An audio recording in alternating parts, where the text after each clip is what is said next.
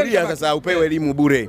Mashindano yale yakabadilishwa kanuni baada ya Yanga kutoka klabu bingwa kuelekea shirikisho. Alifungwa Al Hilal anaenda kule. Kwenda kule Mwamba ka test mitambo yake kwamba huku nilikuwa kwa wanaume kweli. Nende kwa vilaza huku mpaka finali. Wakati huo Yanga kaenda kwa wanaume kweli. Simba mara ngapi anafika robo finali ambayo ni Champion League?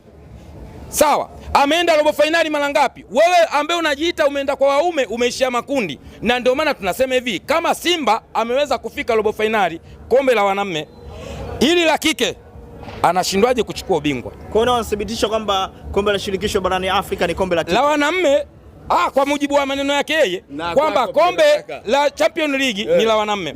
Kwa hiyo kwa maneno ya mwana Yanga anasema ile analoshiriki Simba ni kombe ambalo si la wanaume.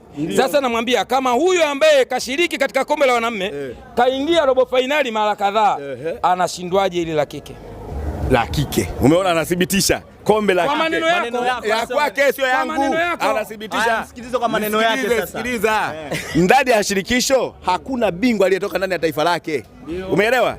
Ni ndo kombe pekee ambao likabadilishwa kanuni baada ya kuona wanaume 8 wanaoshuka kutoka klabu bingwa kuja huku wana uwezo kupoka kombe huku.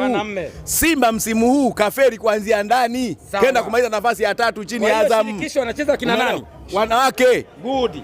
Kama mwanamume Ahmed Ally alinukuliwa akisema bingwa wa shirikisho ni sawasawa na hatua ya makundi klabu bingwa barani Afrika.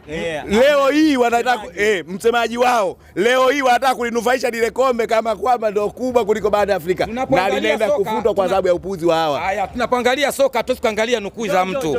Hatuwezi kuangalia nukuu za mtu. Ninachotaka mimi kusema, nashukuru kwa wewe mwana Yanga, mwananchi original kindakindaki, mwanachama wa Yanga na mshabiki kindakindaki kukiri kwamba Champion League ni kombe la wanaume. Na kutamka kwa kauli yako baada ya mara ya kwanza kunaambia mimi ndio nimetamka kwamba kombe la shirikisho ni la kike. Nashukuru kwa kurudia kwamba ni tamko lako wewe. Ninarudia swali langu mimi. Ninarudia swali langu mimi. Kama wanaume hawa walishiriki kombe la wanaume wakafika robo mara kadhaa, wanashindwaje la kike kuchukua? Walishindwa kwa sababu hata mipango ya kwenda kufika hapo robo finali tukawapa jina.